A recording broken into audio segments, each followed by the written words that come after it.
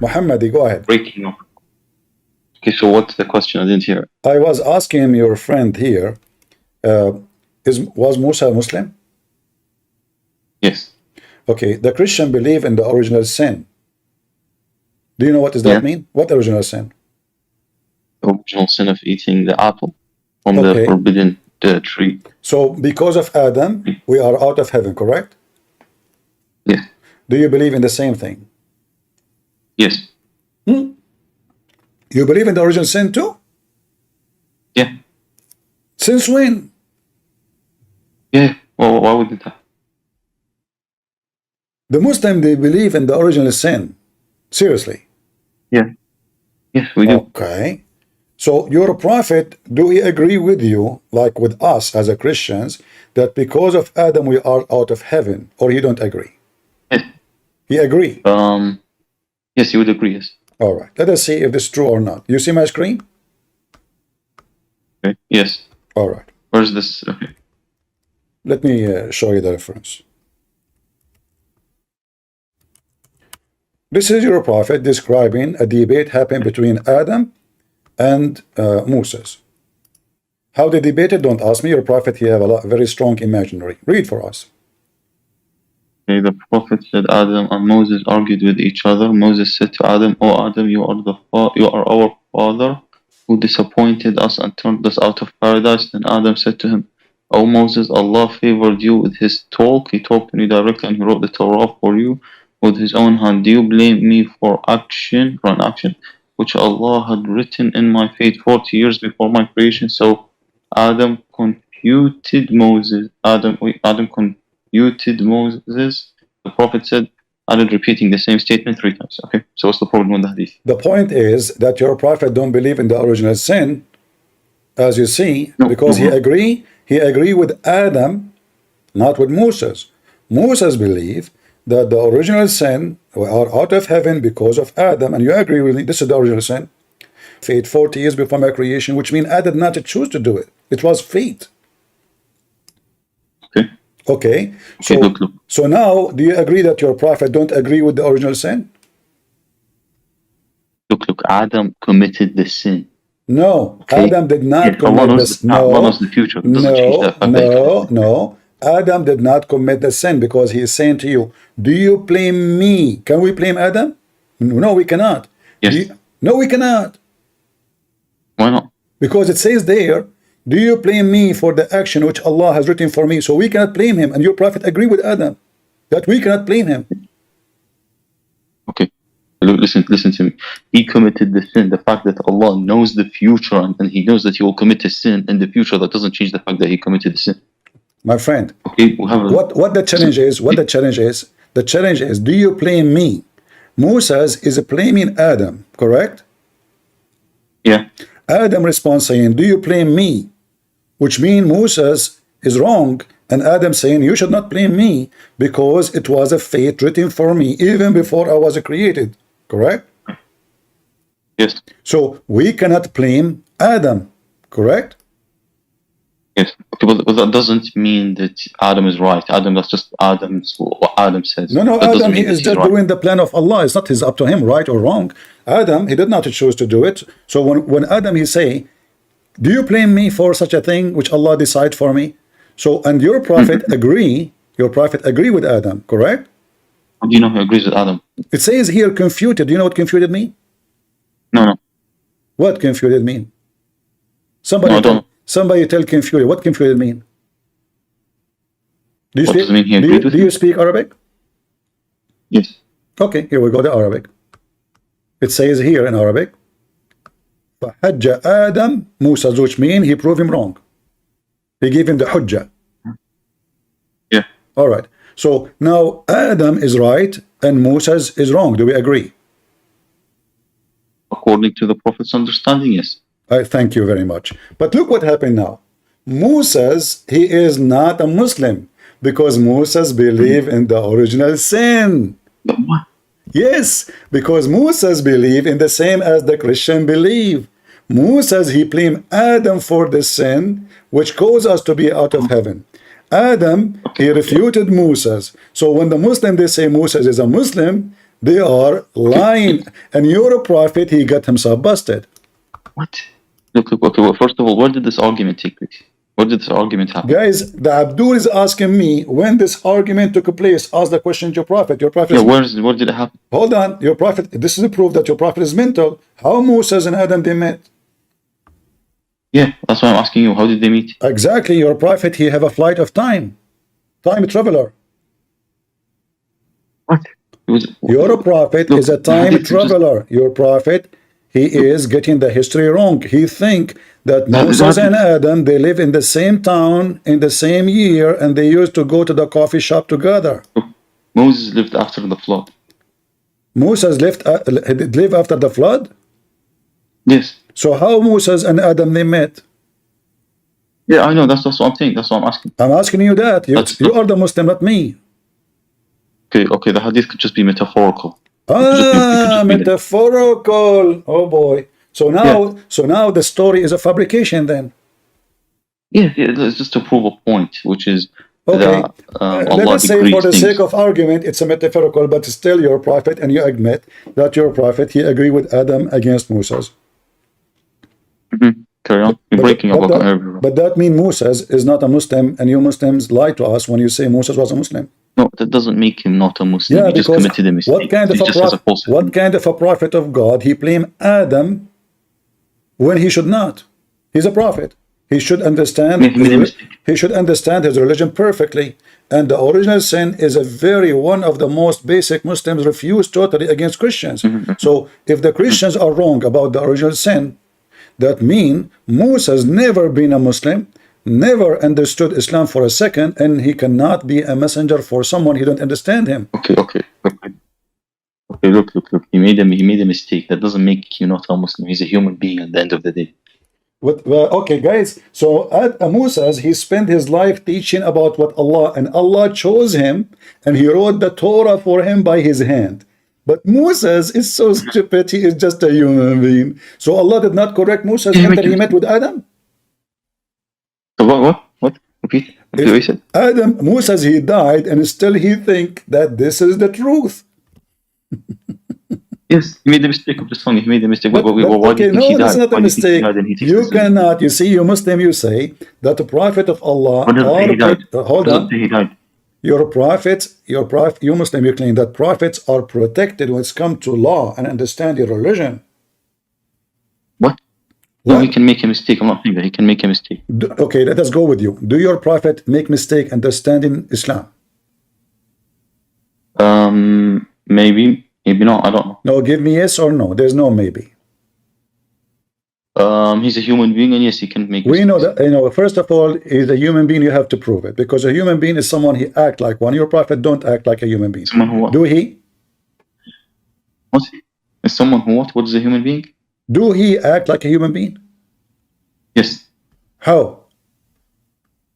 What do you mean? How does he eat? He sleeps. When we say pigs are dirty, why we say that? Because they have an undivided hoof and they chew the cud. Because they don't chew the cud. Because they jump in the dirty water and full of garbage, correct? Yes. Okay, but this is what your prophet does. Cool. But by the way, that's not the reason given in Deuteronomy. Hold on. You're a prophet. He jump like pigs. He take shower like pigs. What? Yeah, he jumped like. Read it. You're a prophet. He jump with water, have dead dogs and women of blood from period, and garbage is stinking garbage in it.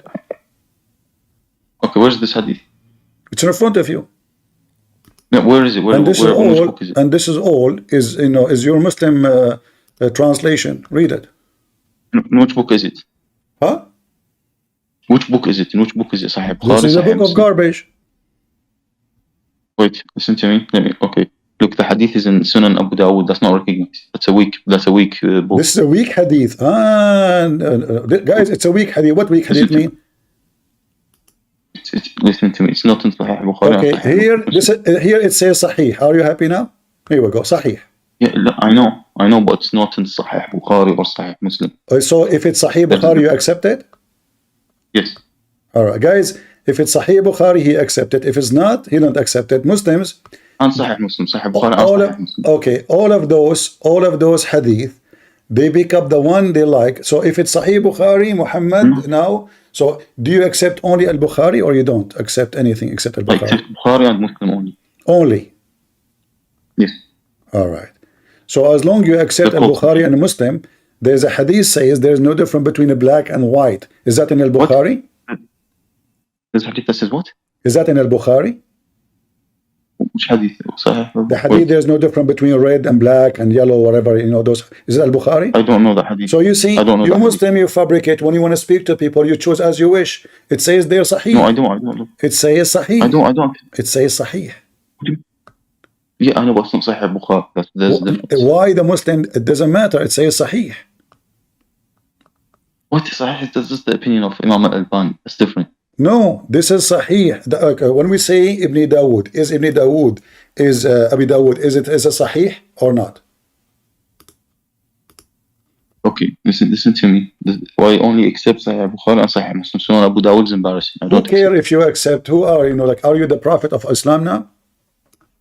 Why didn't Bukhari include this hadith then? Why didn't Imam Muslim include it in his corpus? The question is, who are you to decide what is accepted, what is not? Who are you? I'm not deciding. Imam Bukhari is deciding. No, you decide. You just decide what is right, what's wrong. You said Imam Bukhari decided. No, so is that? Are you the only Muslim who is like this, or the Muslims that agree with you that we should not take the rest? A lot of Muslims are like this. Huh? A lot of Muslims are like this. A lot of Muslims. Do you accept the Quran? Do you accept the Quran? Yes. Did your Quran says Muhammad was a clean? Yes. Are you sure? It says وَإِنَّكَ لَعَلَى خُلُقٍ عَظِيمٍ. But does the Quran says that Muhammad is a clean? Well, if he had a high manners, then he's clean. If he had high manners, then he's clean. High manner? Yeah, it says وَإِنَّكَ لَعَلَى خُلُقٍ عَظِيمٍ.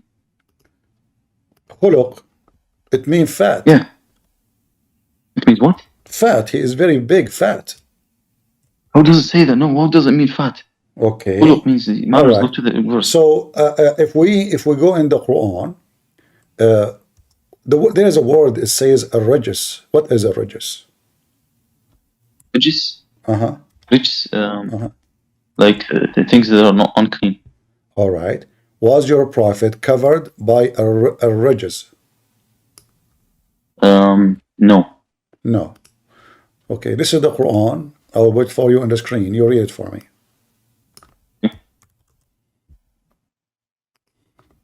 No, wait. A regis. Sorry, I thought you said a regis. It's a regis. A regis means idols. Are you sure? Mm-hmm.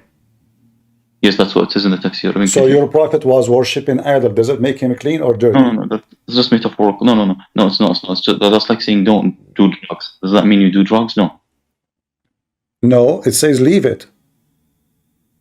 Yeah, no, listen to me. First of all, it says leave it. It says first, it says وَثِيَابَكَ فَطَهِّرْ.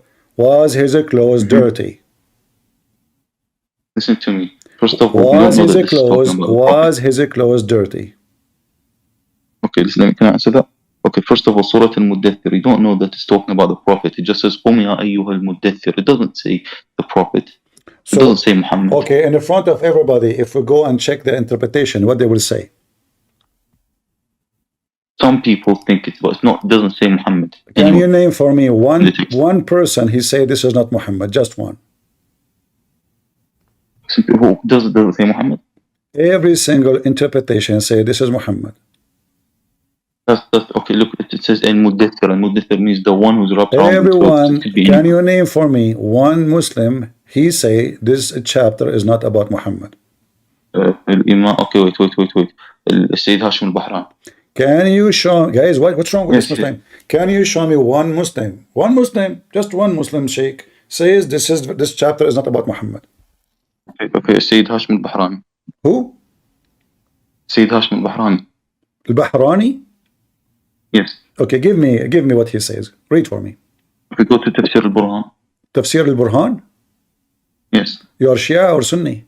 You're Shia? Yes, Shia. Ah, You are Shia and I was wasting my time. You are Shia and you accept al-Bukhari? No, I just told you that's like Like, Sahih hold corpus. on, you potato. You said to me you accept al-Bukhari only and Sahih Muslim. But you are Shia. Yeah. I was saying that because it's a Sahih corpus. You Okay, can, in you Shia Islam, you Shia, can okay, study the other do you hadith. accept the books of the Shia? Yes. Is al-Khomeini a Shia? He's not a Shia scholar. He's just a Shia. The Khomeini is not a Shia scholar? No, look. Okay. He's not Sayyid Muhammad Baqir al-Majlisi or Imam al-Kulini. He's different. He's just a modern scholar. The Shia, they have equivalent books like al-Bukhari, correct? Yes. All right. Like Bihar al-Anwar. Like what? Bihar al-Anwar. Bihar al-Anwar, okay, guys. So now, there is books, the Shia, they have, it's equal to al-Bukhari. Is it okay to use those books? Yes. All right. But Let wait, us see. Okay. Show me one person who says not Muhammad. I showed you one person. Huh? You said show me one person who says this is not Muhammad. I just gave you one person. I gave you Sayyid Hashim al-Bahrani. All right. We will go to Hashim al-Bahrani. Can you give me the link of Hashim al-Bahrani if you don't mind? Give me his link. I will put it in the screen. Okay. Write Tafsir al-Burhan and then write Surah al-Muddathir. Yeah, give it to me. On Google. What, the link? How do I post the link? Huh? Wait, what, do you want me to post the link? Just write it on Google. What? Just write it on Google. Can you write it on Google? Tafsir al-Burhan in Arabic. Okay, Tafsir al-Burhan. Hold on, give me a second.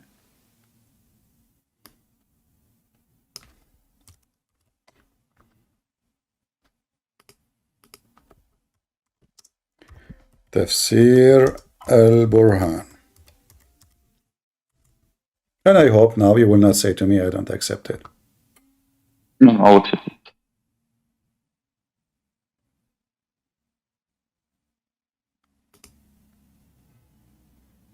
All right. Remember you said this is not about Muhammad and you are the one who chosen for me this tafsir, correct? Yes. All right. This is al-Burhan. It's on the screen. Let me put it for you.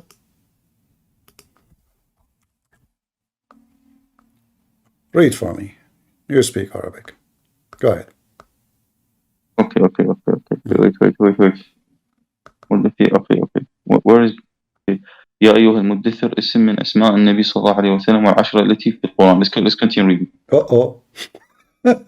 It turned to be al-Mudaththir is one of the names of Muhammad. But you said to me, in this page, you will show me that this is not about Muhammad, or the Quran describe him as dirty. Okay, continue reading. It's fine. Continue reading. I didn't know about that. Read.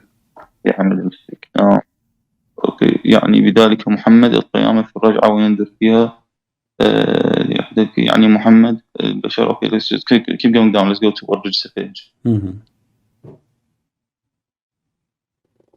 Where is the register page? It's not there. What?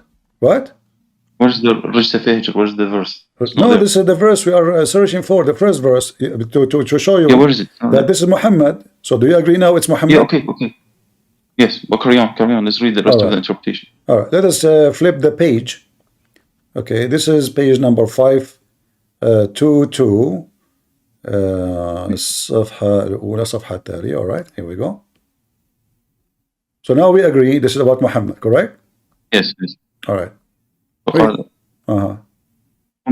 wait, let me okay. قم فأنذر قال هو القيامة في الرجعة ينذر فيها قوله ثيابك فطهر تطهيرها تشميرها أي قصرها شعانا وهو عن أبي. Okay, في قوله تعالى فشمر. Okay, keep going down. Let's just read the hadith. وقال عن أبي عبد الله قال إن عليا عندكم فأتى بنو ديوان فاشترى 3 أثواب بدينار القميص إلى فوق الكعب والأزار يصف الساق والرداء من بين يديه إلى ثدييه ومن خلفه إلى عليته ثم رفع يديه إلى السماء فلم يزل يحمد الله تعالى على ما كساه من داخل منزله. Okay, so let me just keep going down. So ثيابك تطهر وثيابك ترفعها ولا تجرها إذا قام قائما. Yeah, so just as like don't pull it up, don't pull it down. That's what it says. That's what it means. So the Quran says, فَثِيَابَكَ فَطَهِرْ, make it clean. The Shia, they say, lift your dress until it is touching your butt. Is that correct? Yes. And look. So your prophet, he show his butt when he's walking? No. That's just like a metaphorical. Look. What metaphorical? What metaphorical? It says lift up your dress until it touch your butt. Yes. So but that doesn't mean he was doing it. How that is metaphorical? A prophet of God walking in the street, he's showing his butt. Okay. But that doesn't mean he was doing it. What do you mean do it? You said to me, go to this book, let us read together, and now we found that Muhammad, he walked showing his butt in the street. What does it say? His butt. What does it say? من خلفه إلى آليته. Don't you know Arabic? إليتي. إليتي هو. Yes. Okay. I see. So now the prophet, he lift up his dress, and this is how he will be clean, by showing his butt. Okay. Can I answer that? Okay. First of all, we have to admit that his clothes were clean. Can we admit it? Can we agree to that? This is according to the Shia, yes. Yes. So that's someone saying he was clean. So it even says, like, if you keep going down, it says وَكَانَ ثِيَابُهُ طَاهِرٌ. But that means the Quran is wrong.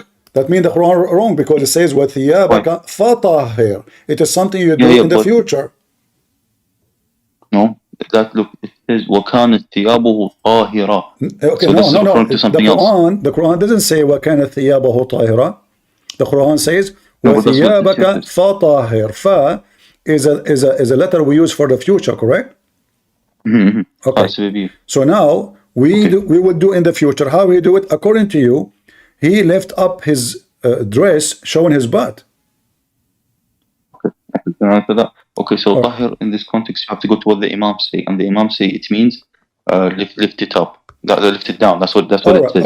Don't. Okay, so don't say let us go to the third part, where it says here وَالرِّجْزِ فَهْجُرْ.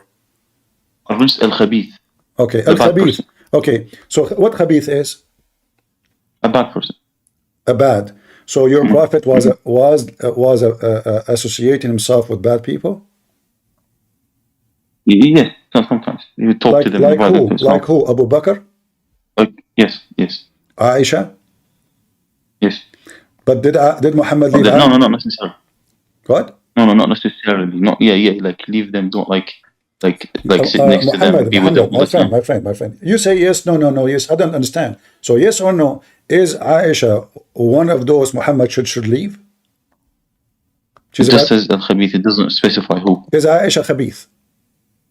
Yes. So did Muhammad leave Aisha? No.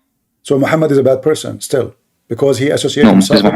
No, you just said to me, guys, he said to me, the Quran said to Muhammad, stay away from the bad ones, and he just confirmed that Aisha and Abu Bakr are very bad. But Muhammad, he did not stay away from them, so he disobeyed Allah. I see your point. I see where you're going with this. Well, you have to understand that the Prophet is infallible. So the Prophet, he disobeyed Allah. No, he's infallible. He can't disobey Allah. But you just said he did not leave Aisha. Allah told him to leave her. Okay, look, I made a mistake. That doesn't specify who. It just says al-khabith. Exactly. It doesn't matter. Do I need to count all the names? So if I say stay away from the bad ones, and you agree with me that Aisha, Abu Bakr, Umar, all those, Ibn Abbas, all of them, they are ugly, disgusting. Why Muhammad did not leave them? That means he's a bad person too. Like, isn't it, like, tell me who's your friends, I will tell you who you are. Correct? Yeah. That's true. So Muhammad, if everyone around Muhammad, according to the Shia, Ali is a good person. Correct? Very good person.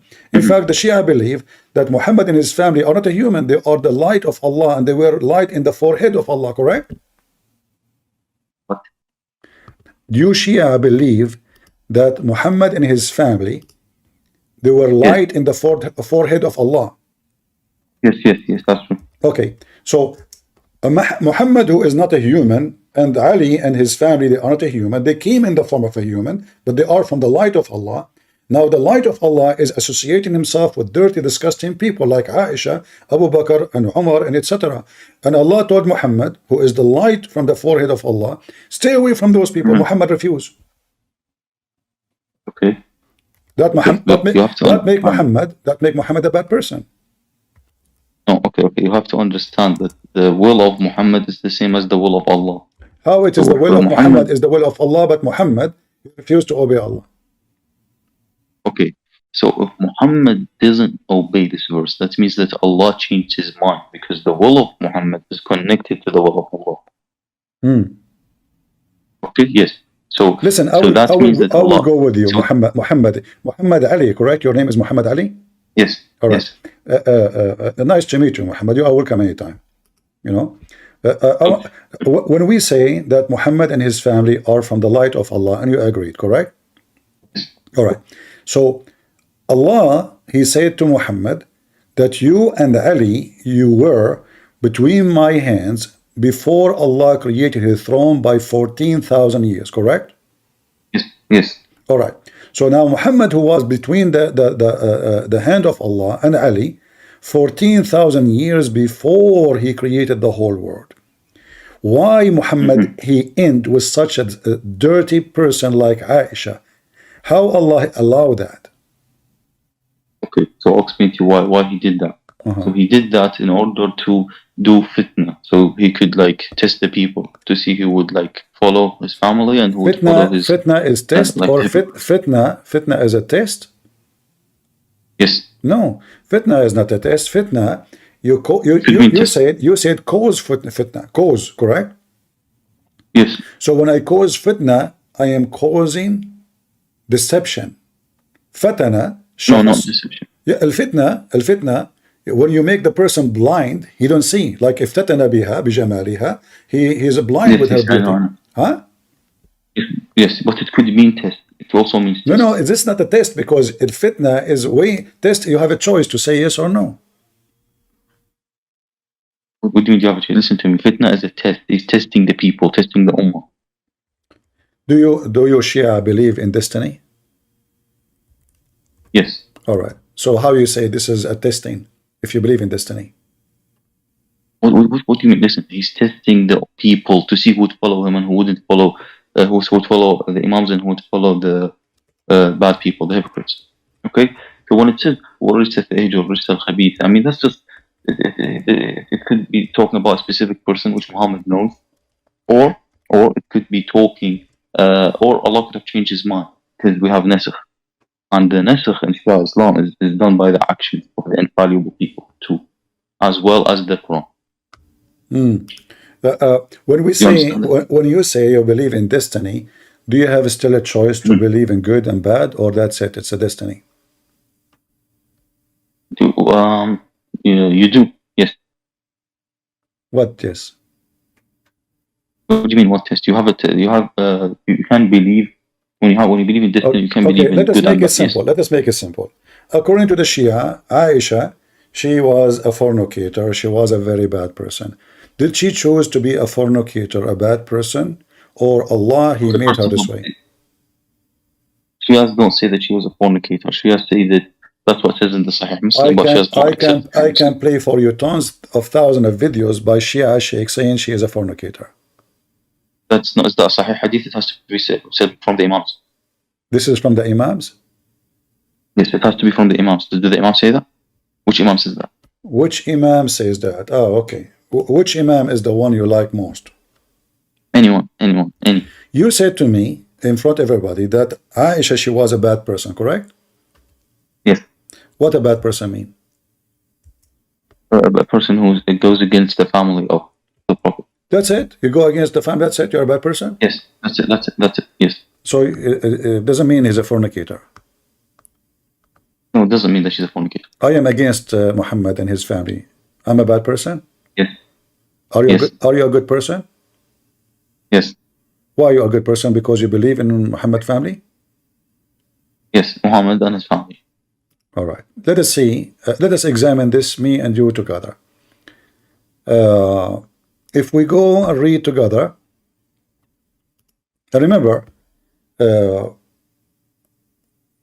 when we say Aisha is a bad person, bad is bad. There's no way. She's going to go to hell, right? Yeah. All right. Did your God, he speak about the wives of Muhammad? Yes. What he said? He said, like he said, they talked about them a lot. He says, like what says, قل لزوجاتك ولنساء المؤمنين أن يغضضن من أبصارهن and things like that. ولا he says وأن تتوبا إلى الله قد صارت قلوبكما, things like that. All right. Yeah, so there's a lot of verses in the Quran. All right. When Allah, he speak about the wives of Muhammad, do he praise them or he condemn them? He condemned them in Surah Al-Tahrim. All right. Do he praise them in other places? Verse 3. No, not necessarily. Oh. Let us read this verse together. You see my screen, right? What verse? You see my screen? Yes. All right. Yes.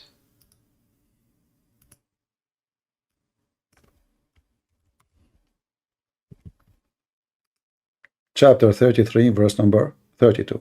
Okay, honest. Yes. All right. So O wives of the Prophet, you are not like any other woman. If you do your duty, then be soft. Then do not be soft of speech, lest he who is in his heart is a disease aspire to you. But utter a customary speech. قُولَ قَوْلًا مَعْرُوفًا. Yes. Continue What's reading. wrong with that? Continue reading. Yeah, okay. And stay in your houses, the bedzine, not yourselves with the bedzine of the time of arrogance. Be regular in prayer and pay the poor due and obey Allah and His Messenger. Allah's wish is but to remove the uncleanness from you, O folk of the household, and cleanse you with through cleansing. Okay. Through cleansing, yes. So Ahlul Bayt is the wives of Muhammad. No. Yes, The it says family of that. Muhammad. It says that. Speaking about the wife of Muhammad. Okay, it doesn't say that in the tafsir. The household in the Quran is who? It's speaking the verses talking about what? About the wives of Muhammad, correct? The wives of Muhammad in the Quran, but the tafsir doesn't say that. The tafsir is different. See, you see what the Shia do? The Shia, they are very much hypocrite in their interpretation. The verse says it clearly. Right. O wives of Muhammad. Continue in verse number 33, saying, stay in your houses. Saying even, لِيُذْهِبَ عَنْكُمُ الرَّجْسِ. You said to me that Rajis, you remember Rajis and Rajis, correct? Rajis and Rajis. Yes. Okay, Rajis, is it dirt or clean? Rajis is dirt. Dirt. So the wives of Muhammad are dirty. Listen, that's not talking about the wives of Muhammad. That's talking it's about talking about the household of Muhammad. Who is the household of Muhammad? Okay, it's Ali and Fatima. All the household. The household of Muhammad is not one person. No, okay. Listen, can I say something? Okay. According to the Tafsir al-Burhan, this is talking about the family of Muhammad. You need the Tafsir in order to understand the Quran. And Shia Islam, anybody who reads the Quran... Who is the family of Muhammad? Who is the family of Muhammad? Ali, Fatima, Hassan, Hussein. So So the Quran describe Ali and Fatima and Hassan Hussein to be Rajis. Yes. You agree they are Rajis? No. Listen, according to Tafsir al-Burhan, Rajis in this context means sins and impurity. So they are sinners. So they are sinners. It doesn't mean that they did it. Can I say something? Okay. So if you go to Surah Al-Tahrim and first of all, what? It doesn't mean that they did it. It just said, you just agreed that this is being sin, and you're saying to me they are not sinners. It says so sin will go away from you. You clean yourself from your sin. Are they sinners or not? Yes. Okay. Can I say something? Okay. Look. In Surah, I'll answer this question. Okay, listen to me. It's a complex answer. Surah Al-Tahrim, it says, Ya ayyuhan nabi, limada tuharrim ma ahalla Allahu lak. Why are you prohibiting what Allah has made halal for you? According to Tafsir al-Burhan, this is not talking about Muhammad. Although it says, oh, Muhammad, it's not talking about him. Okay? It's talking to the Muslims. But it says Muhammad, just so it can make a point. That's what it says in Tafsir al-Burhan. So in here, when it says it doesn't mean that they rich. You know, we have to agree that the Shia interpretation for the Quran is far away from what the Quran is saying. And no wonder the Muslim, they laugh at the Shia, because it says clearly, O Prophet of Allah, why you forbid what Allah made lawful for you, not for them. I mean, you Muslim don't have eyes. Don't you have eyes? So why you say to me is not speaking about Muhammad or his family? It's speaking about Muhammad. It's speaking about Muhammad. The wife of Muhammad, she came home. She found Muhammad in the top of this slave woman, raping her. Yes. Okay, so he forbid himself from having boom boom with her. And then Muhammad, he missed the women because she is a blonde and she is a pretty. So he fabricated this verse saying, Allah told me, O Prophet, why you forbid yourself what Allah made lawful for you? You know, in Arabic, and you speak Arabic, it's not like in English. Like here, the word you, it can be for one person, it can be for many in English, correct? Yes. Yeah. But in Arabic, it's only for one person, and this is for the one we are speaking to, which is Muhammad, correct? Yeah. So how the interpretation said this is not about Muhammad? Okay. The interpretation is connected to the Quran. You need the interpretation to understand the Quran. My friend, in order to understand the Quran, you have to go by the Quran, not by the interpretation. No, you have to go by the interpretation. So what you Shia doing, you ignore the language, which is a very clear language. It's speaking to Muhammad, commanding Muhammad, saying, you Muhammad. Then what you Shia do, you say speaking to the believers. Okay. Do you know why? Because in Shia Islam, the Quran is corrupted. In Shia Islam, the Quran has been like a little bit kind of corrupted. There's verses that were removed from it. That's in Shia Islam. I don't, you are speaking fast. I do not understand what? Because in Shia Islam, the Quran has been corrupted. So the Shia believe the Quran is corrupted. So now this is a false Quran. Yes. You need the interpretation to understand it. But no, how you can, guys, listen to this. The Shia, they say the Quran we have today is a big fat lie. But now, how you can interrupt the big fat lie, if it's a fat lie? Okay, because the Imams, they know the original Quran. So when they're interpreting, If you know the original, my friend Muhammad, if you have the original Quran, show it to us. As long the Imams, they knew the original Quran, why they don't show it to us? Where it is? They have it. And the Imam Mahdi has it. They are what? He has it. The last Imam has it. So he has it with him. So how you can give interpretation for the book you don't have? Do you have the book which is the last Imam have? Okay, listen to me. Let me explain to you. This is like very complex. Listen to me. Listen, just understand where I'm coming from. Okay, the Quran is corrupted, but through the Imams you can understand the Quran in an acceptable manner.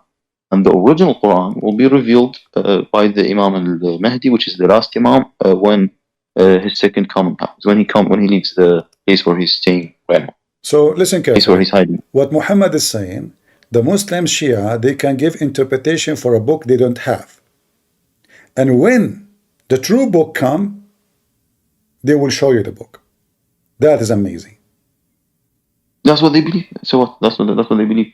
What I can say, I mean, this is madness, because so now why you are saying to me, show me the interpretation for this, if this is a corrupt book? Show you what?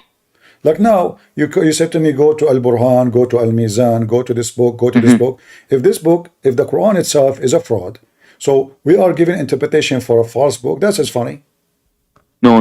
They're interpreting the false book based on the correct book, based on the knowledge of the correct book. Based in the correct, but you don't have the correct. How you know? So because now, they know it. As long you agree with me that this is what we see in the screen is just a bunch of garbage, it's not true, then there's no point of giving interpretation for something is not true unless you agree with it.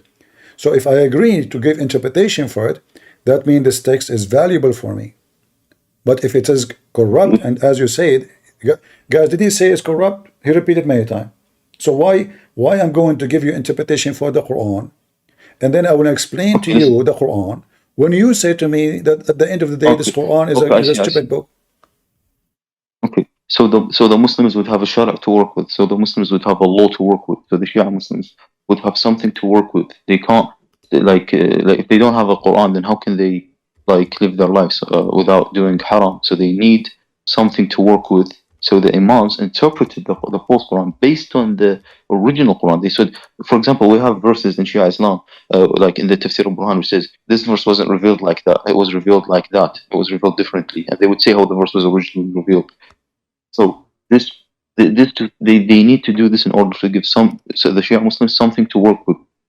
Okay. Are you from Something to work with. are you from the 12s? Yes. Okay. So according to the 12 today, so when they want to recite Quran in the mosque, what they recite? Recite this one? Yes. What? You just told me it is fabricated. Why you recite it?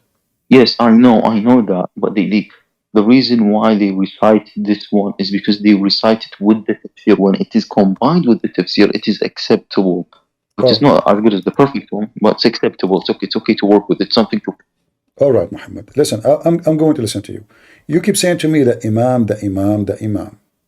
Do you trust the Imam, whatever they say? Do I trust the Imam or this? No, I trust the Imam. You don't trust the Imam? Do you trust Ali? No, I trust the Imam, yes. Okay.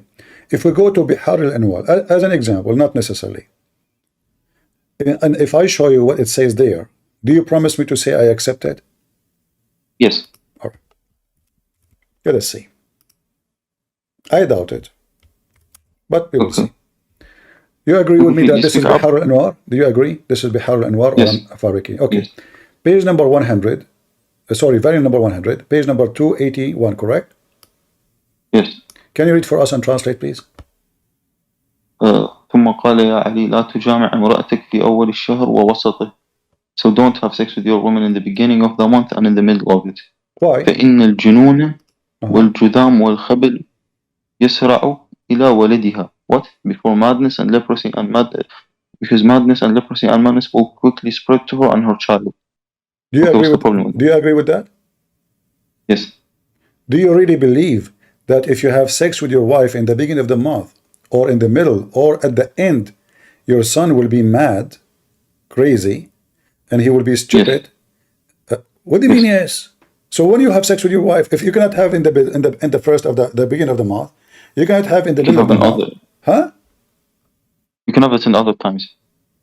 So like in the beginning, in the middle of the month, and the end of the month, if we have sex with our daughters, or sorry, our wives, we will have a crazy, stupid kid. Yes, you can have it with them like another read times. The second like, one. Read the second one. Read the second one and translate. Okay. What is the second one? I can't see it. I highlight it for you. Okay. ثم قال okay فإن الجنون والجذام والخبل يسرع إليها وإلى ولدها. No, I did highlight. I did highlight. Here, يا علي لا تجامع امرأتك يا علي لا تجامع امرأتك بعد الظهر فإنه قضي بينكما ولد في ذلك الوقت يكون أحوال الشيطان يفرح به حول الإنسان. So don't have sex with her in the afternoon because the child conceived between you, he will be cross-eyed and Satan will rejoice at the cross-eyed. Okay, so what's wrong with that? If there is any scientific study, if there is any scientific study says if a person have sex with his wife afternoon, the son or the daughter, the one is born, is going to have a cross eyes. Okay. So first of all, I want to know is this quoting from an imam or who is it quoting? This is a conversation between Ali. Who's quoting? Muhammad train Ali. Don't do this. Who's quoting this conversation? This is the Bihar al-Anwar. You told me you accept all of this. Yeah, I know. I accept it. Who's quoting the hadith? I don't know. You tell me. So go back one page. Let's see. My friend, you told me you accept this book already, correct? Yes, I accept it. But just go back one page. I want to see. Okay, we will go one page before. Here we go. It says here. Okay, go down. Okay, go down. أوصى رسول الله صلى الله عليه وسلم علي ibn Talib. So he's talking. Ali ibn Abi Talib. Okay, yeah. So who's quoting it? So if we start, actually, this is a very sexual part of Islam in the Shia. Here it says, "Ya Ali, read for us. Read for us." I know. Okay, I'll read it for you. But first of all, you have to know this is not an imam talking. This is someone quoting an imam. No, this is the Prophet of Allah talking. And you are quoting the Prophet of Allah. The one is talking is Muhammad, speaking to Ali, giving him advices. When you enter into your bride, take off her shoes when she sit, correct? Guys, do you hear me? Am I heard? I hope Muhammad will not leave, because this is embarrassing. I mean, this is mad, man. Now he starts saying who said that, who said that, because this is, I mean, you have sex with your wife after noon, your son will have a cross eyes. Hey guys, where is my mouse? I guess my dad, he have sex with my mom in afternoon. I told him, wait 1 hour more, man. My dad was in rush. He have to go to work. You have sex with your wife in the afternoon, your son will have a cross eyes. He left.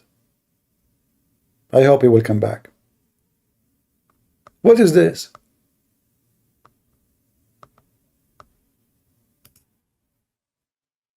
I will never have sex with my wife in the afternoon. Get a son have a cross eyes. Already we have Kamala Harris. You don't know what she's looking at. And especially when she is with Biden. And look at this. Ya Ali. I don't know why he left. I think it's very embarrassing. If you come back, let me know. Don't talk when you have sex. Why? If the child born between you, he will not be guaranteed. He will be, sorry, translation is wrong. He will be mute. If. You have sex with your wife when you are, and you talk, your son will be mute and deaf.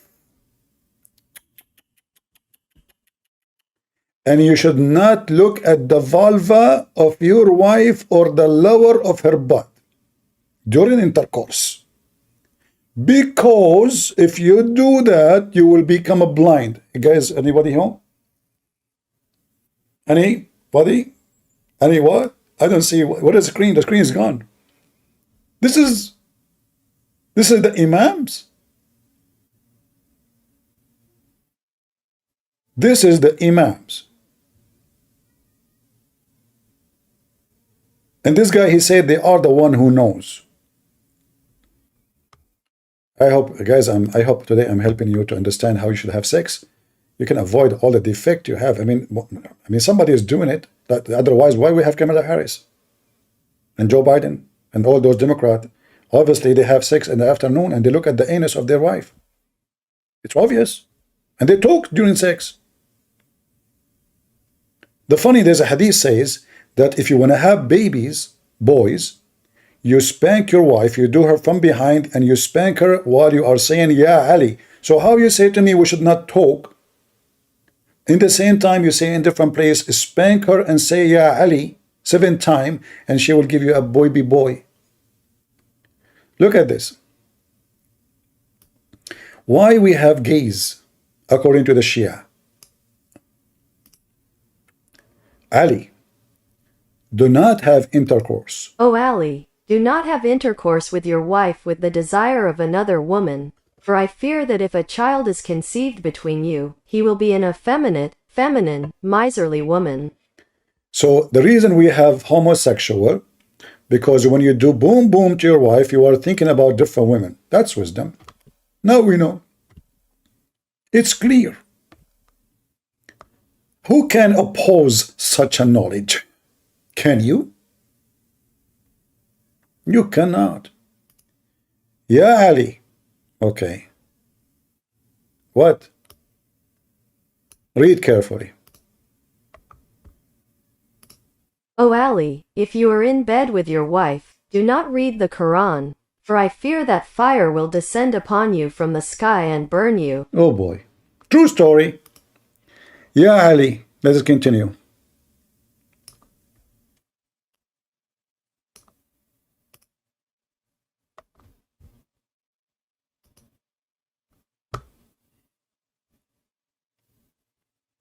O Ali, do not have intercourse with your wife unless you have a rag and you have a rag with your wife, and do not wipe with the same rag, as lust will fall upon lust, and that will lead to enmity between you and then lead you to separation and divorce. Assalamu alaikum. Abdul Rahman, how are you doing? How are you, my brother? Are you a Muslim? Alhamdulillah. Why you are saying Alhamdulillah? Because I'm proud of being a Muslim. Oh, how you can be proud of being a Muslim and your books is teaching all this madness, man? What madness, bro? This is Shia. What do I'm you Sunni. what do you Cut mean? Harry. What do you mean, Shia? This is a book written by Shia, bro. I'm Sunni. So Alhamdulillah. so the Sunni are better than the Shia, they are smarter? Compared to the Shia, yeah, I would say so. All right. Let me show you then something from the Sunni, not from the Shia. Maybe you can help me.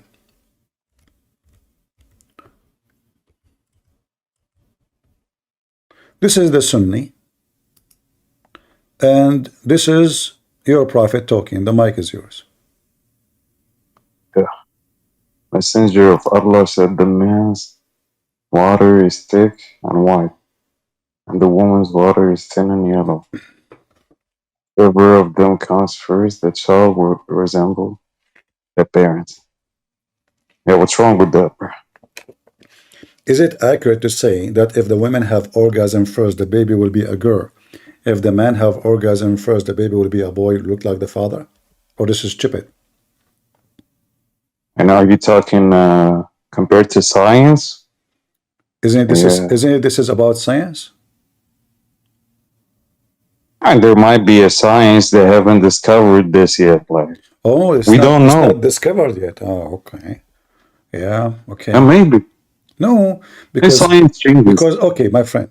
So the women water is thin and yellow. What the water of the women in her vagina, which is thin and yellow, which means she have STD, have to do with the baby gender and how he will look like? What is that? I mean, as I said, like maybe we haven't discovered this yet. To be honest, Maybe. yeah, maybe like in the future, Do women there will have be. a sperm? No. Okay, your prophet saying she have a sperm. That's why he described the water of the man, which is the sperm of the man, is thick and yellow and white, and the water of the women is thin and yellow. So your prophet thinking that man have water, that is the white liquid, and women she have water, and that is thin and yellow liquid, and they are the one involved with the creating the baby. Or maybe he's talking about the water that comes out of a woman during intercourse. Exactly. Thank you very much. But Yeah.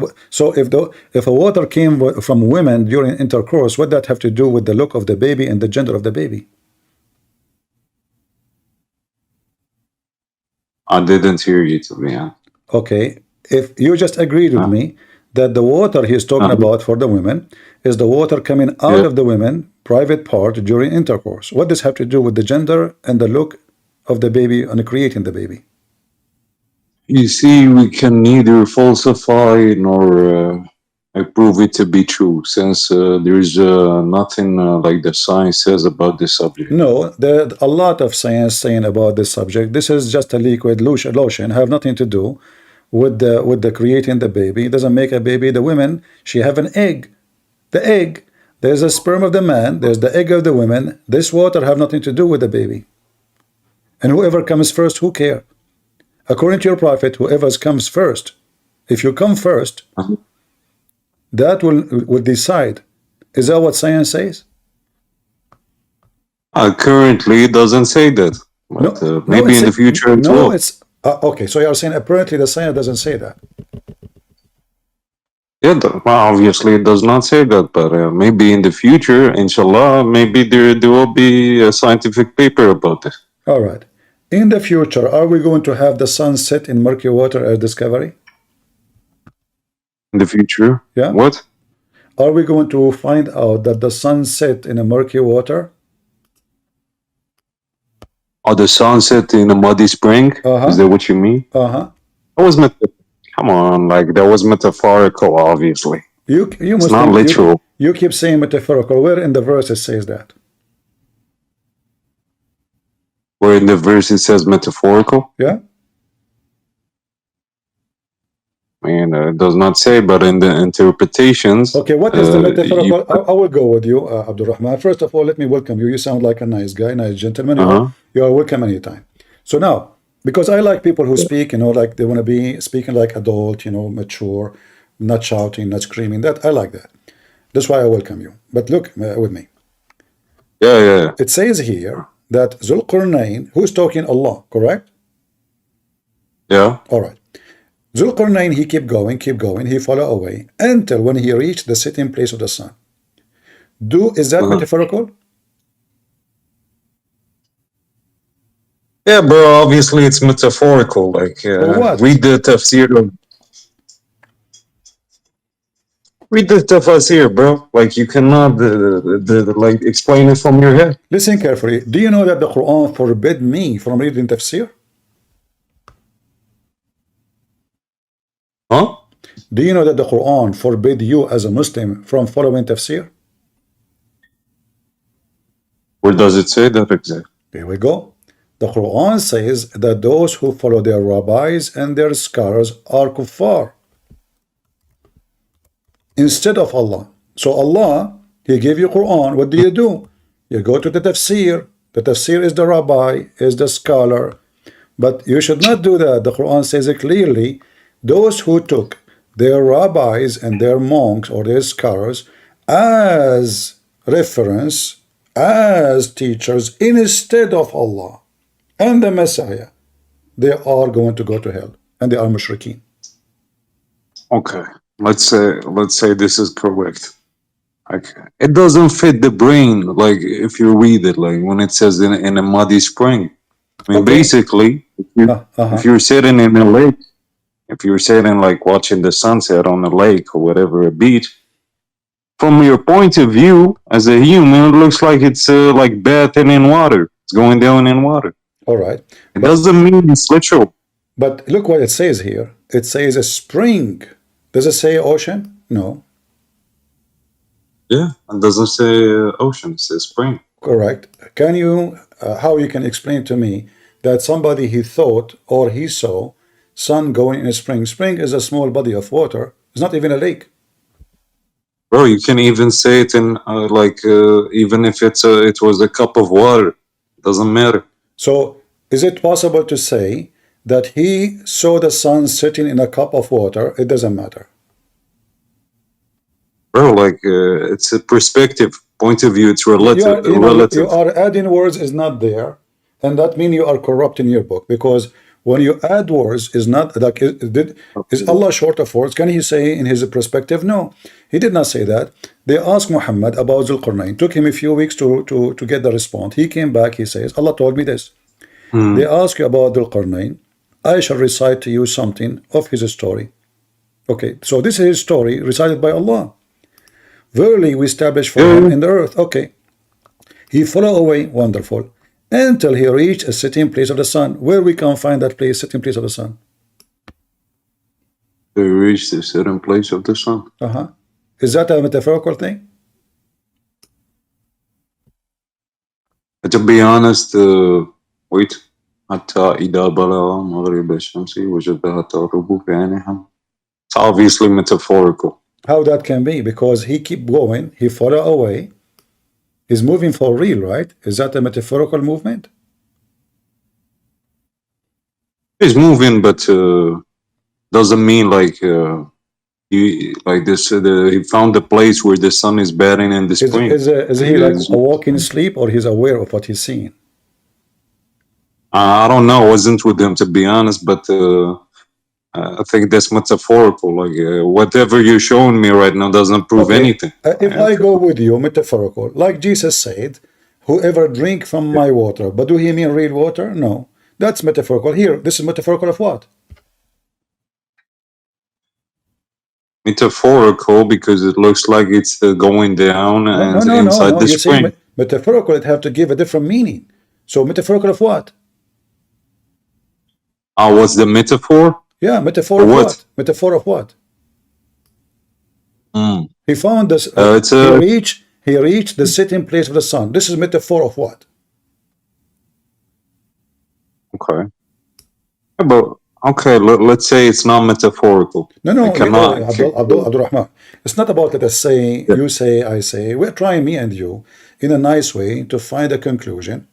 So let us say, it's just to jump away from the question. Is it metaphorical? If it is, metaphorical of what? Or metaphor of what? To be honest, I don't know, but See, like, so we hide behind statement, so we avoid explaining something. Obviously, that's what Muhammad meant. Muhammad is reporting a story of a guy. His name is Zulqarnain, and he found where the sun set. He found a city in a spring of water. This is just a legend. Muhammad, he copied it from a fiction story written by a guy. His name is Jacob the Syriac, and this story have nothing to do with the reality. Even though the person they are speaking about is a real person. Zulqarnain is other name used for Alexander the Great. So you're a prophet, because he's a fraud, he's a false prophet. He took the story. He took a story. No, you say to me, astaghfirullah, it's in front of you. bro, you're insulting a prophet. Astaghfirullah. You astaghfirullah. I don't. What do you mean? Yeah. Okay, hold on. You said astaghfirullah. Astaghfirullah mean what? Huh? Astaghfirullah what? Mean what? What it does mean? And I'm doing istighfar to Allah, to whatever you said. What istighfar mean? People here don't know Arabic. What does istighfar mean? Oh, what does it mean to astaghfir?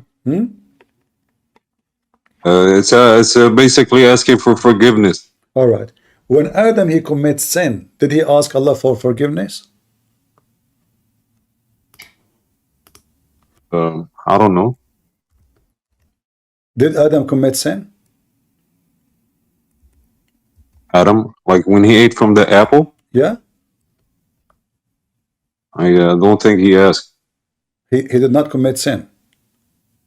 No, he did, because like he ate from the apple. All right. Yeah. Did Adam ask Allah for forgiveness? No, he did not. Well, let me show you what happened there. I'm just trying to show you that any word you use, like you say to me, I'm just hanging in anything you give me. You said astaghfirullah. That's very weird to say, because in Islam you believe in destiny, and therefore to ask Allah for forgiveness, it's just weird. Like you ask him for something, to forgive you for something you did not do. That is really doesn't make sense, because I will ask God for forgiveness only if I have like a choice to do it or not. So here in the Quran, chapter 2, it says, and Adam received from his Lord words. Okay, what does this mean? Yeah. What does this mean? Yeah, that means Adam received from Allah words of revelation. It means what it says, basically. Do you see what the Muslims they do? When they do it. Did they insert revelation here? Oh, I see. Okay. Yeah. So now Allah, he just condemned Adam and he decided to send him down to earth. So Allah gave him revelation? I mean, he just killed him. Get out of here. I understand. And then Allah, Adam received word from his God, and Allah, he like forgive him. What does that mean? Shouldn't Adam ask Allah first for forgiveness? First? Yeah, exactly. And then, okay, if Allah, he forgive Adam, so why he is kicking him out? The verse after it says, get down, go down, all of you. Huh? You just forgive me. So what's wrong with that? What's wrong with me with that? I mean, this story is stupid. I forgive my son, I kick him out. That's why Islam came to teach us, bro. Like it's causality. Teaching you madness. This is teaching you nothing. I mean, this is a stupid story. If Adam is kicked out, that means Allah is upset from him, not forgiving him. If I forgive him, he will stay. Bro, you see, does forgiveness come with penalty or without penalty? The penalty, obviously. Here there's a penalty, but he forgave him. Okay, but what's your point? Like, this My is why point, Islam my came. point that even when you say astaghfirullah, it doesn't make sense. Even this story, according to your prophet, it was a destiny. When Adam, he did disobey Allah and he ate from the tree, was he obeying Yeah, Allah or he was disobeying Allah? I was obeying the shaitan, bro. No, he was obeying Allah. What do you mean? If we Allah go, told him not to. yeah, Allah told him to, this is the plan of Allah. It was a destiny. So your prophet, he said that Adam and Moses, they have a debate, which is very weird. Yeah. But again, Muhammad, he make things up. And then in the debate, Moses, he accused Adam that he did, because of him, we are out of heaven. Adam, he answered, saying to him, do you blame me for a sin which written in my fate 40 years before my creation? So did Adam commit sin? No. So why Adam will say astaghfirullah? If he did not commit sin, it was just a destiny. Bro, he might have said it, but it's not mentioned. What? He might have said it, but it's not mentioned in the Quran. No, I'm not saying that. You see, listen to me. When Muslims, they say astaghfirullah, and then Islam teach destiny. Yeah. Destiny mean it is written for you, you have no choice to do it or not to do it, correct? Mm-hmm. So why I want to ask for forgiveness for something somebody forced me to do? So you're saying that Allah like forced Adam to commit this sin? Like, Exactly. you should not say Adam did not choose. So this is why he's saying to Moses, do you blame me? He didn't say you are right, I'm wrong. He said you cannot blame me. And your prophet, he confirmed that Adam was right and Moses is wrong. Well, you see, in our beautiful religion, there's something called compatibilism. It's a mixture of free will and determinism. How this is a beautiful relation if Adam, the poor Adam, he was forced to commit sin. Allah told him, get down. Allah said that Shaitan misled him. And then we find that it was all the plan of Allah, that he will send Shaitan. Everybody is doing his duty. Shaitan is serving Allah. Allah sent Shaitan to the prophet, because in Islam, Adam is a prophet. Shaitan, he did exactly what Allah told him to deceive Adam. Adam was deceived, but the real deceiver is Allah, because Shaitan and Adam, all of them, they are serving a purpose of being deceived, committing sin, and then Allah will kick them out. And then Allah will ask Adam, yeah. Why Allah is the receiver, bro? What do you mean? Why Allah what? Is it deceiver? Well, the Quran, what the word deceiver mean in Arabic, do you know? Deceive, manipulator. What the Arabic word? Makir. Makir, thank you. Isn't it the Quran says, Makara wa makaru wallahu khairul makirin? Oh, the Makara? Wait. I've heard it in a verse. But I don't think it means what you're saying. Allah is the best of Makar. You said Makir, everybody heard you. Makir means deceiver, correct? Yeah. All right. Yeah. Look at the Muslim translation. Falsely, they say different translation, but we will go with it. وَمَكَرَ وَمَكَرُ وَمَكَرَ اللَّهُ وَاللَّهُ خَيْرُ الْمَاكِرِينَ. Allah is the best of deceivers. So Allah, he deceived you. He made you think that you commit sin, but in fact, you did not. It was him. It was his command. It was his plan. You are just doing the plan.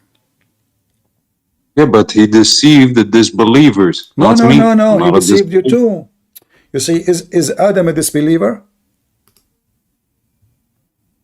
Is Adam a disbeliever? No, he's not. Okay, but it is him who made Adam do the sin. It was a test. How that is a test? It's a destiny. A test is not a destiny is not a test. I mean, how it's not a test? Like, this is for Islam to be for like the whole test for the whole existence. Like, that's the point of the test.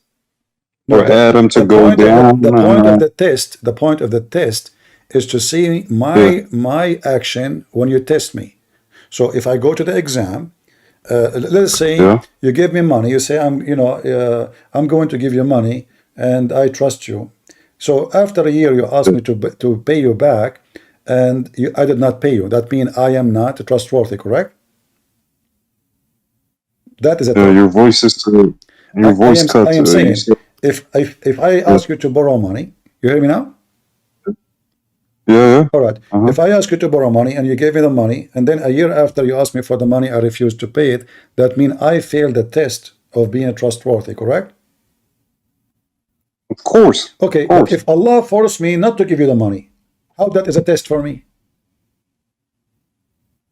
Why is Allah forcing you? But this what happened. Adam, he have no choice. Allah wrote, yes. I mean, maybe, but that's the like. This is why we exist here, for Adam to come down, and there has to be a bigger test, and even a greater reward in the future. How that will be a reward if I did not choose what to do? You reward me if I do the right thing because I have a choice. We have a choice now to choose between Islam or being kafir. No, according to your prophet, he, Allah, is the one who decides what you will be. Let me show you more. Just to show you how, Okay. When I say Islam is stupid, I'm not trying to insult you, but that's what I believe, so bear with me. So, when you pray to Allah 5 times a day, what are you trying to get from that? When I pray to Allah for 5 times a day, I'm trying to thank Allah for His ni'am. You know, that I can breathe, I Yeah, but can see. but the purpose is to go to heaven, right? Yeah, inshallah. All right. So you pray, you worship, you do what you need to do so you can go to heaven. Do I agree?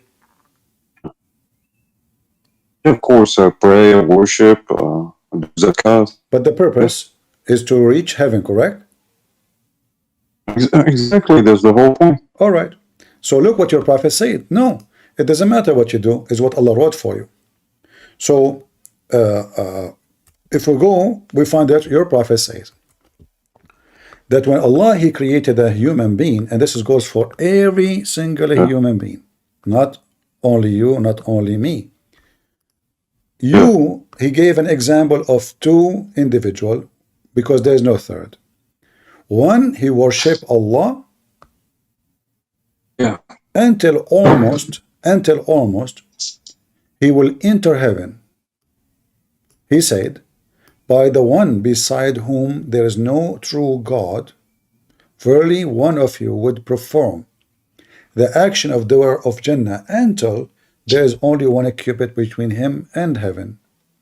Then what is foreordained would come to pass, and he would perform the action of inmate of hell, and he enter it. So now you are praying to Allah non-stop all your life. But what is foreordained for you will come to pass.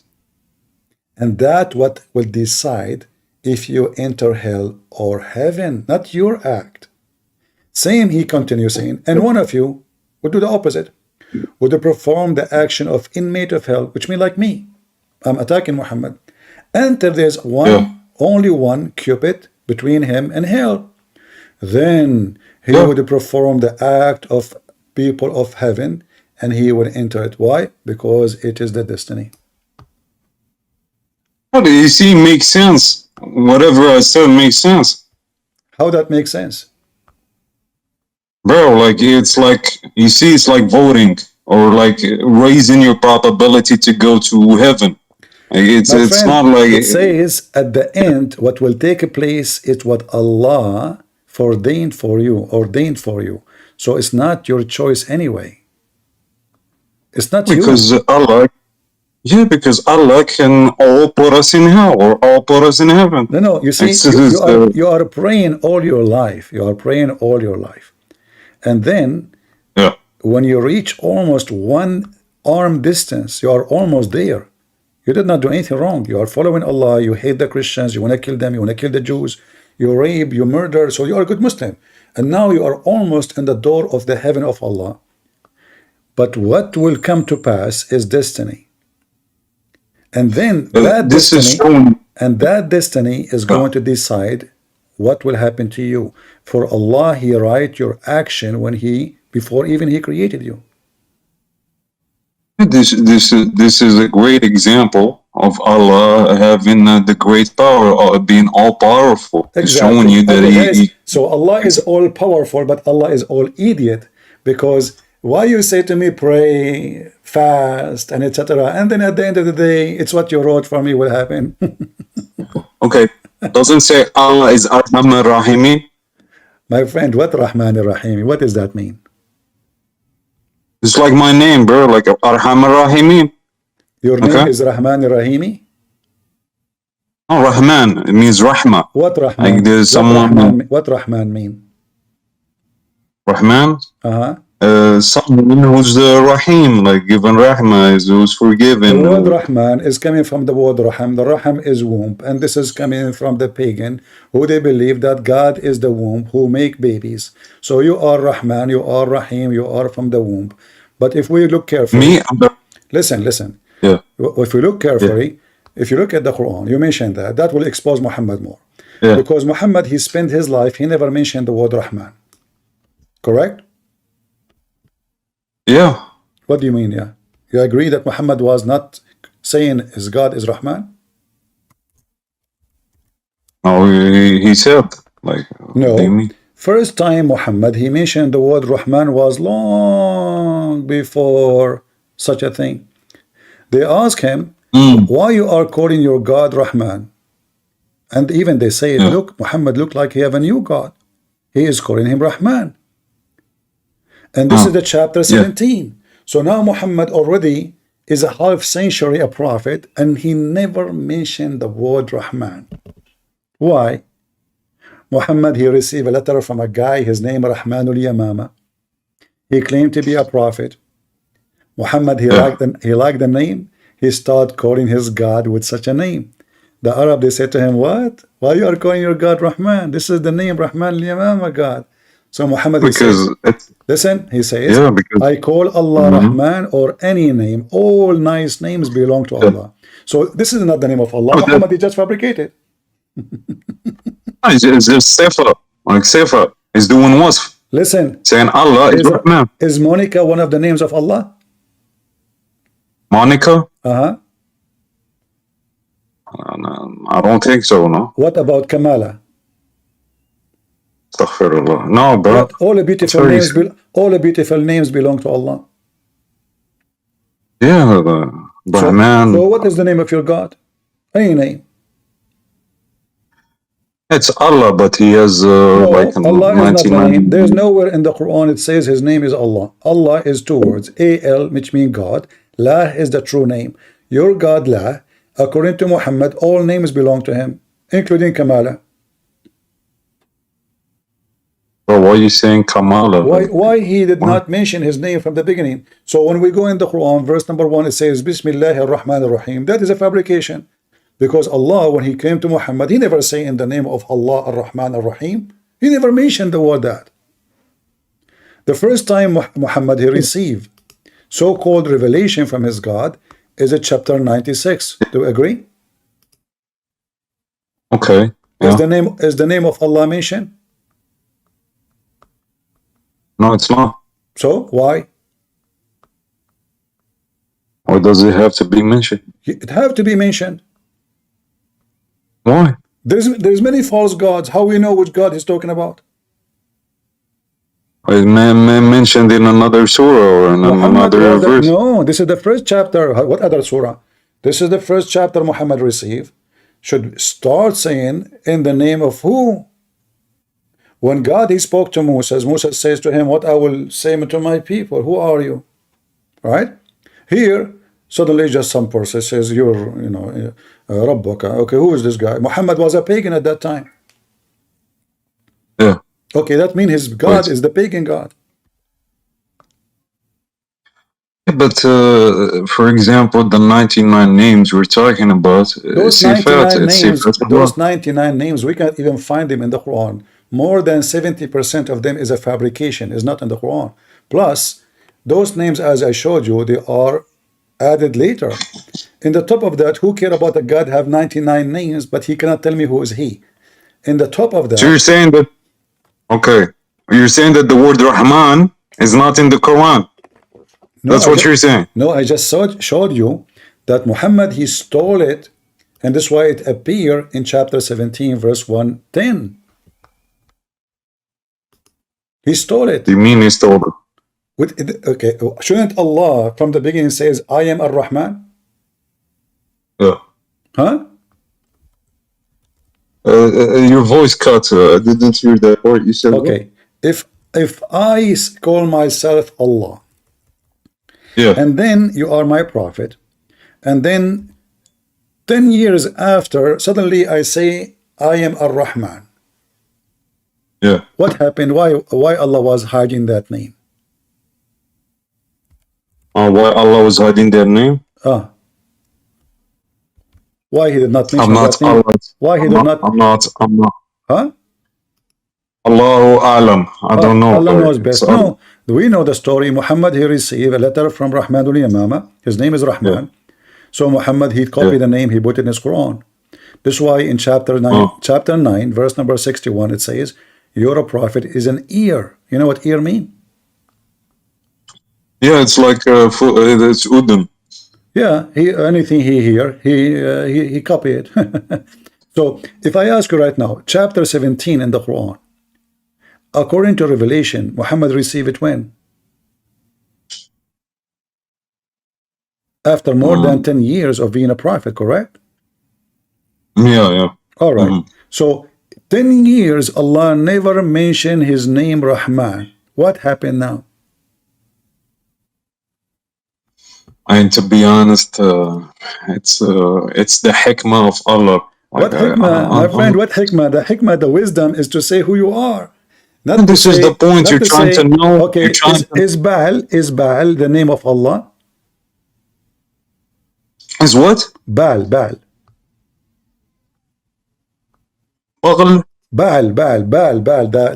The pagan god. Oh, it's not. Huh? It's not. Okay, so but you just said all names belong to Allah. Yeah, but this doesn't disprove Allah. I mean, since we have scientific miracles. In fact, it does. Look, scientific miracle. We can go there, and you will be sorry. In chapter we can go there. In chapter 37, verse 125, Allah he compared himself to Baal. What he say? He is the best of the creators. Is Baal is a creator? He's not. He's just showing you that he's better than everyone. How you can be better than a pagan god? There's nothing wrong to say that. Like, I don't see the problem. So if I say I am the best of Satans, that means that I am Satan too. If you want to disprove the Quran, disprove the scientific miracles, because we just found out. No problem. We can go there, but you agree with me that your prophet is saying that his God is the best of Satans. Is Baal is a Satan? Okay, it's Hikmat Allah. I don't know. Like, so I'm not. Allah, guys, is the wisdom of Allah, because he is wise. He said there's many creators, and he is the best of the creators. Listen. Listen. What?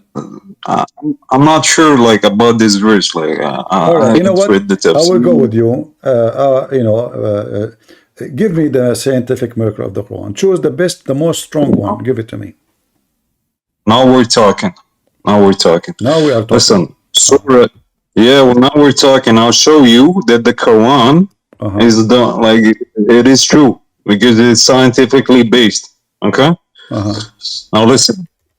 Go to Surah Mu'minun, verse 12 to 14. Go ahead. Okay, read it for me. Huh? Read it for me. You will be sorry in 2 seconds. I'll show you. I'm educated in this subject. Oh, that's good.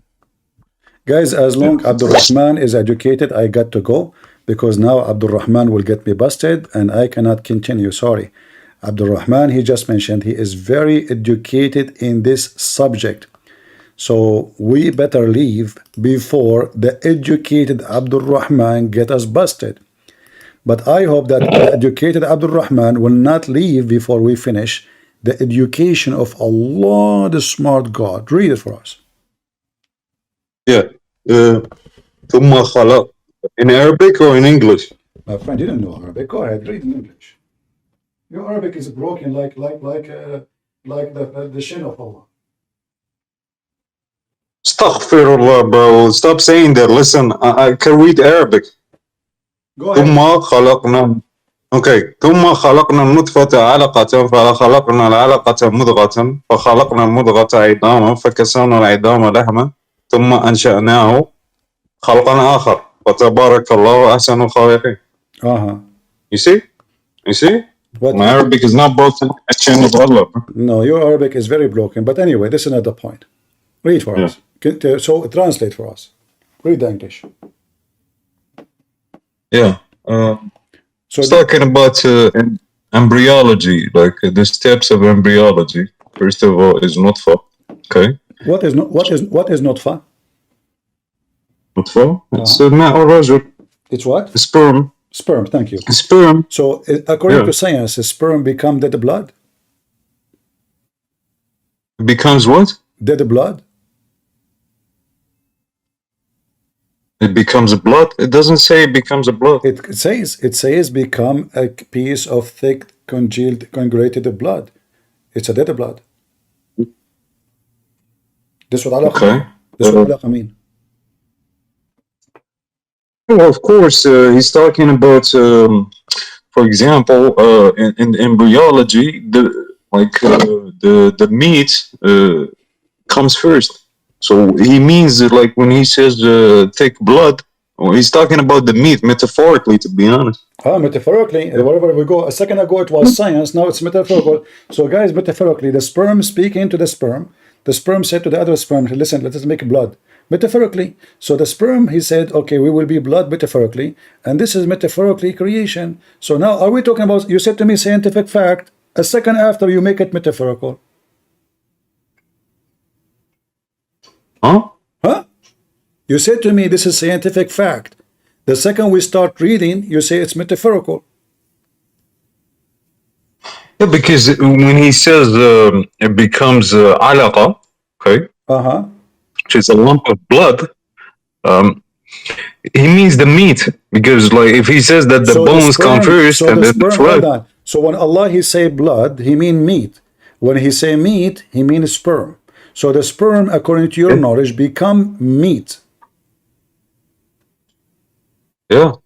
So when we go to the shopping in the mall or in the market, we ask for 2 kilograms of semen. We leave it in the counter. Second day is going to become meat. They don't sell semen in the mall. They do. There's a bank for semen, don't you know? Oh, the semen bank. Yeah, I always donate. Okay, I do too, bro. So according to you, semen become meat. But Allah, he said blood, but he meant meat. Yeah, because the meat comes first, and then the bones. See, I think what happened at that time, the word meat does not exist, so Allah have to use the word blood. The word meat is what? Not exist, so Allah have to use the word blood. Nobody knows the word meat in the time of Muhammad. So Allah, he says, we made the sperm into a thick dead blood. But he meant meat, brother. But no, if you read with me carefully, it says the clot is made into lump, which is a meat. So the word meat was not around that time. Oh, yeah. You know what? When Allah, he says that he have a foot, it's made from silicone, not meat. Silicone, bro? So his foot is made of what? His foot is made of what? Yeah, the foot of Allah. It's made of silicone? Rubber? You tell me. You said the word meat does not exist at that time. Yeah, because, listen, the word alaqa, it describes it perfectly. It's a perfect word to describe. Listen. Okay, because Isn't you? I said to you that the prophet, he yeah. says, whoever comes first, the baby will resemble the child. Then you said to me that the women water is thin and yellow. This is the sperm, correct? Okay, and we talked about it, and I proved to you that it's not they haven't found anything yet, Okay. which means Did that they? we cannot Okay. disprove So it. now, did they find? Because you said to me, scientific miracle. It's proven. Not. You cannot say now they didn't find this. Did they find in any scientific proven or laboratory after a long study that the sperm will become a blood, and then the blood become meat, and then the meat become flesh of bones, and then the bones will be covered by flesh? You see, that's why I told you it's a perfect word to describe it because it looks like alaqa.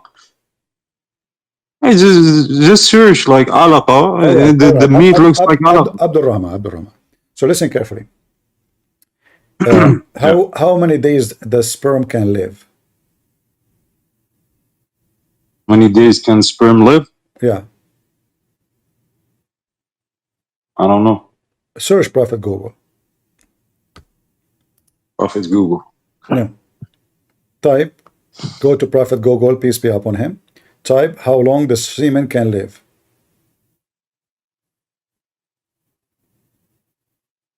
99 days. How many? 99 days. I did not hear what? It's at 99 days. The semen can live 99 days? Yeah. That is in Google? Yeah. Give me the link. How can I send it to you? So post it here in the chat in Discord. Where's it search like how long can the sperm live? Show Just give me the 99. link. Give me the link. This is amazing. This is a new discovery.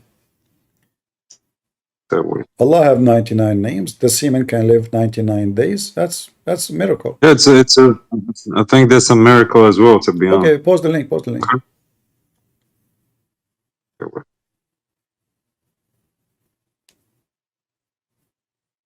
Why is it taking so long? It says I cannot post the link. Huh? Yeah. Really? Yeah, but you can search it like it's in front of you. Why it says you cannot post the link? Why? I don't know, maybe Okay, because I'm in a call. Copy the text there as it is. Post like, let us say, few lines, and I will search it. Just copy the text and paste it in the chat. What it says exactly? Yeah. Post for us what it says, that the semen is 99 days. Show us. Oh, wait.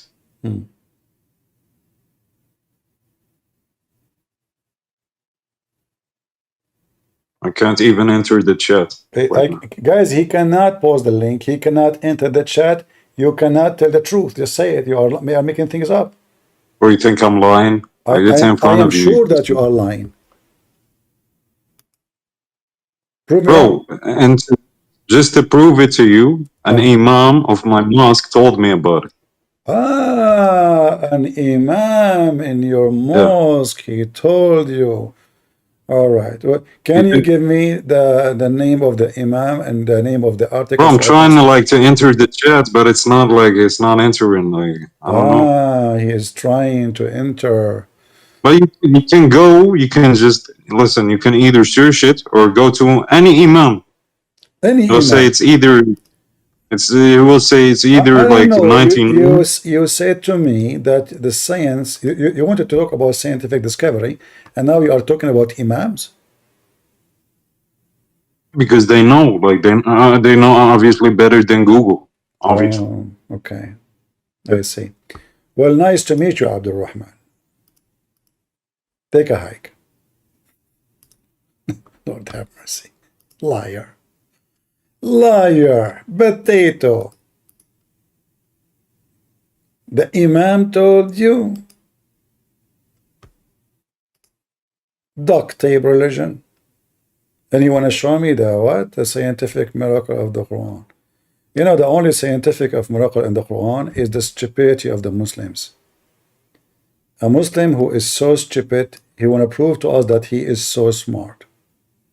Conclusion: Muslims are the most stupid smart people in the galaxy.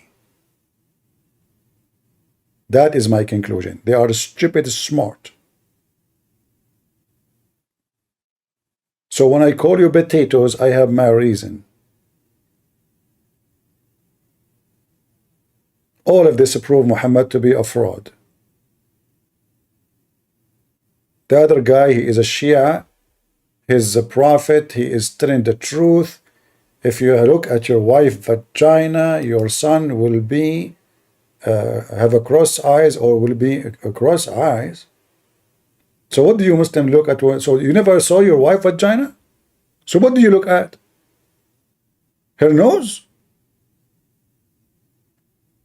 Do you Muslim close your eyes when you have sex?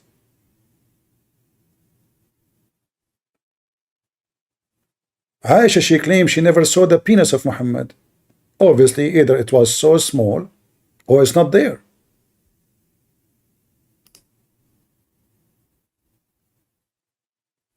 She saw somebody else's penis. All right. Did we have good time, guys? Did we? I hope you learned something good. And I hope we are able to arm you with knowledge. As you see, Islam is just a stupid cult. Is the most stupid dummy. Literally dummy. I mean, you have to be so stupid to believe in such a stupid garbage collection of stories. This guy Muhammad, he changed his name. He want to call himself the praised one to replace Jesus. He is the devil. The devil, it doesn't matter how much smart he claimed to be. He can fool the fool only, but he cannot fool the smart. And the smart is the smart one is not just a person who have a, like, let's say, intelligence. Like God, he gave us a lot of gifts, but we human beings decide not to use them. So we decide to be stupid. So a guy like that, Muhammad, say all kind of stupid things, still we believe him because we decide to be stupid. Nobody uses the gift of God, which is the brain he gave you. If we go and compare what Jesus say to what Muhammad he say, will take us 2 seconds to find out that Jesus is your Lord and Muhammad is your enemy. He want to be a slave of him. Allah does not exist. The truth is he wants you to be a slave of Muhammad. This is why in Islam, if you insult Allah, you will not be killed. If you insult Muhammad, you will be killed. For he's more important than Allah. If the eyes of the Prophet fall into a woman, her husband must divorce her, for he is the devil. A good man will never do that. Why a man, he just visit my house, whoever he is. Just because he like my wife, I have to give her to him. What does that mean? The devil. When the Messiah said, from their fruits you shall know them, the Messiah, he gave us the golden line to follow.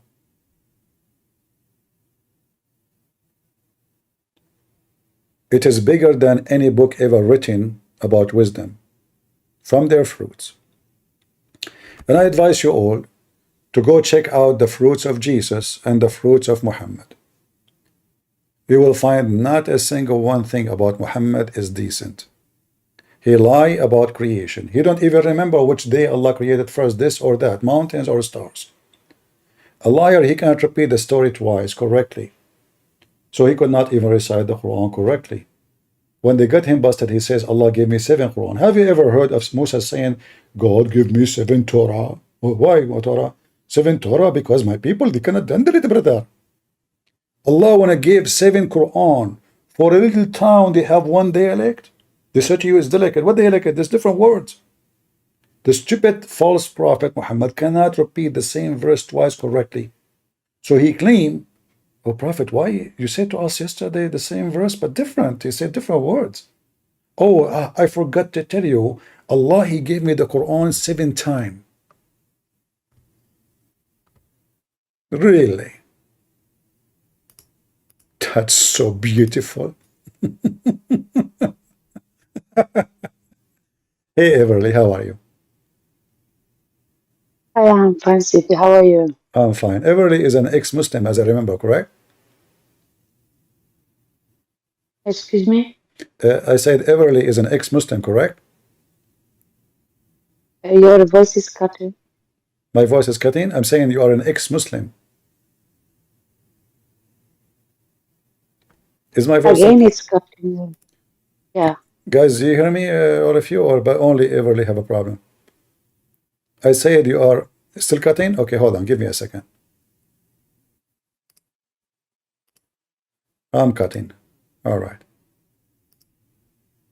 Do you hear me now, Everly? Yes. All right. I was saying you are an ex-Muslim, correct? Yes. All right, sister. What do you want to say to us? Go ahead. Uh, it's so I have heard this before, but I actually forgot it. But I was sitting with some people yesterday, and I wanted to say that it was about nails. I was told that you cannot pray if you have a long nails because Shaitan plays on our nails. And so my question is it anywhere in the Hadith or what? I could Because I not cannot understand. I could find it. not understand the question. We cannot pray because Shaitan what? Um, I was told that you cannot pray if you have a long nails Ah, because ah, ah, ah. Shaitan plays on our nail. Okay.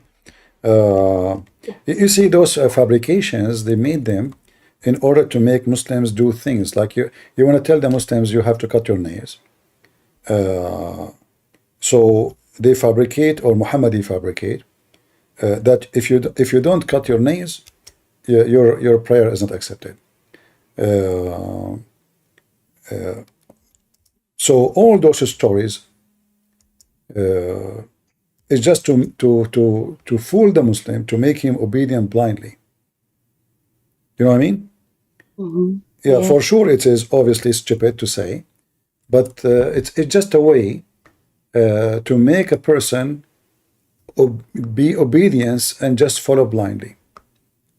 So Muhammad, he mentioned that there's things Muslim he have to do, he have to cut his mustache, he have to long his beard, he have to use miswak, he have to breathe the water like when do ablution, and he have to cut his nails, and etc. And to wash his private part. And all the scholars agree that having long nails is rejected in Islam because simply that will make you not supposedly clean to meet Allah, you know. But let me show the hadith you mentioned. Give me a minute. Yeah. Let us see.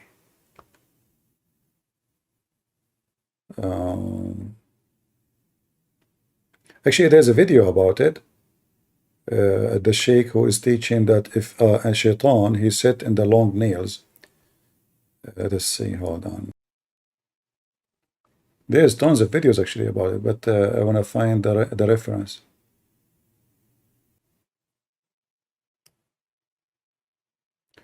All right. Yeah, this is actually is a mix between Shia and Sunni. So if we go here, let us see.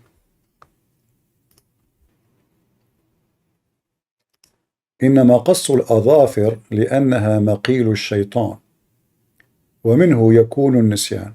So shaitan, he lay down in your he take a nap in your long nails, you know, and it causes you to forget. You see my screen? Ah, you cannot see my screen. Hold on. No, I can't. You see it in YouTube, maybe, right? Mm-hmm. All right. So here it says that shaitan, he sleep over your nails if they are long and cause you to forget, which is scientifically proven to be true. You know? Yeah. Mm-hmm. Yeah, those are true stories. Muhammad never lie, and there is tons of stories, but what we can say. Anything else? No, thank you. Thank you so much. It was You're only welcome. this. So keep your nails short, Thank sisters. Otherwise, shaitan will take a nap you. Okay. over your nails. I'm just warning you. All right? Be careful. Okay. Thank you so much. Okay. Okay, Bye bye. you're welcome. My honest reaction to this debate, my dear friends. This debate, I can't help but shake my head at the contradictions inside Islam. Let's take the very start. Adam and Moses. According to the Hadith, Adam argues with Moses about sin and Muhammad sides with Adam, saying it was all fate. Think about that.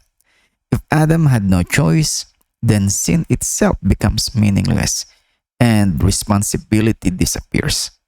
Yes, disability or responsibility disappears. Yet, at the same time, Muslims are told to ask forgiveness. Forgiveness for what? For something Allah already wrote for you? That's not divine justice. That's a setup. Allah set up you.